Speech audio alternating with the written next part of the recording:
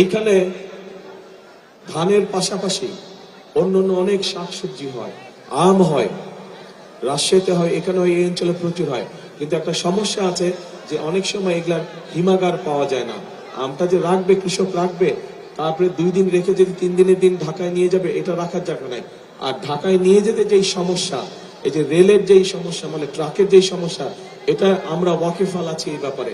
এবং কৃষকদের খরচ যাতে কম হয়, ইনশাল্লাহ রেলের ব্যবস্থাটার প্রতি আমরা নজর দিব, যাতে করে রেল লাইন তৈরি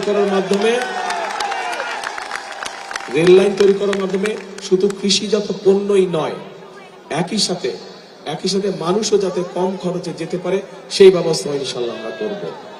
প্রিয় ভাই বোনেরা, আমাদের পরিকল্পনার মধ্যে আরেকটি পরিকল্পনা আছে। সেটি হচ্ছে, আপনাদের নিশ্চয়ই মনে আছে, দেশনেত্রী খালেদা জিয়ার সময় এই দেশের নারীদেরকে শিক্ষিত করার জন্য, মেয়েদেরকে শিক্ষিত করার জন্য দেশনেত্রী খালেদা জিয়া একটি পরিকল্পনা নিয়েছিলেন যে ক্লাস 1 থেকে ক্লাস 12 পর্যন্ত মেয়েদের শিক্ষা ব্যবস্থা ফ্রি করে দিয়েছিলেন। নেই, জানেন এটা? আচ্ছা, জানেন, ভেরি গুড। আচ্ছা, এখন আমাদের এই মেয়েরা কিন্তু বড় হয়েছে, তারা অনেকেই কিন্তু সংসার শুরু করেছে, নিজেদের সংসার আছে, কিন্তু সংসার তো আছে, শিক্ষিত হয়েছে, কিন্তু এই শিক্ষিত করলেই তো শুধু হবে না, শিক্ষিত হওয়ার পাশাপাশি তাদেরকে তো স্বাবলম্বী করতে হবে, তাই না? কাজেই এই মাদেরকে স্বাবলম্বী করার জন্য আমরা মায়েদের কাছে ফ্যামিলি কার্ড নামে একটি কার্ড পৌঁছে দিতে চাই। এবং এই ফ্যামিলি কার্ডের মাধ্যমে এটি দলমত নির্বিশেষ, শ্রেণী পেশা নির্বিশেষে সবাই পাবে।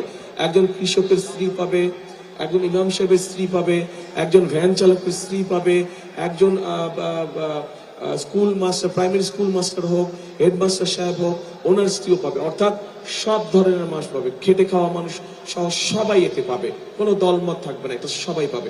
এবং এটি শুধু পাবে নারীরা, শুধু মায়েরা এটা পাবে, গৃহিণীরা এটা পাবে। এবং এটির মাধ্যমে সরকারের পক্ষ থেকে আমরা তাদের কাছে প্রতি মাসে অল্প হলেও একটা সুবিধা আমরা তাদের কাছে পৌঁছে দেব, যাতে করে তারা সংসারটা স্বচ্ছন্দে চালাতে পারে, যাতে করে তারা এটা থেকে মা বোনদের উপকার হবে। আচ্ছা, এবার এখানে ওই খেলার কথা আসছে, ক্রীড়ার কথা আসছে। কে বললো স্টেডিয়াম? কে বললেন স্টেডিয়াম কোথায়? আচ্ছা, ও দলনীয় তো খেলাধুলা করতো, আপনি গিয়েতে ছিলেন না ফুটবল ফেডারেশন? হ্যাঁ, দলনীয় নিজেও খেলাধুলা করতো, তো ওই জন্য খেলার কথা বলে গেছে।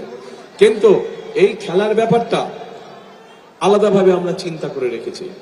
এই খেলার ব্যাপারটা আমরা চিন্তা করে রেখেছি যে পড়ালেখা করলে শুধু কেন ডাক্তার হতে হবে, পড়ালেখা করলে শুধু ইঞ্জিনিয়ার হতে হবে কেন, পড়ালেখা করলে শুধু আর্কিটেকচার হতে হবে কেন?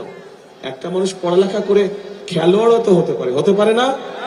পৃথিবীর অন্য দেশে যদি হতে পারে, তাহলে আমাদের ছেলেমেয়েরা কেন প্রফেশনাল খেলোয়াড় হতে পারবে না? আমাদের ছেলেমেয়েরা তো খেলোয়াড় হয়েও তো ইনকাম করতে পারে। আমরা সেই ব্যবস্থা ইনশাল্লাহ গ্রহণ করছি যে আমরা আমাদের স্কুলগুলো থেকে যারা খেলাধুলায় ভালো তাদেরকে আমরা আলাদা ট্রেনিং এর ব্যবস্থা করব, যেই খেলাধুলায় ভালো, যাতে করে তারা বড় হয়ে প্রফেশনাল খেলোয়াড় হতে পারে, দেশে বিদেশে সব জায়গায় তারা খেলতে যেতে পারে এবং সেখান থেকে তারা আয় রুজি করতে পারবে। কাজেই খেলাধুলার বিষয়টা আমাদের পরিকল্পনার মধ্যে রয়েছে।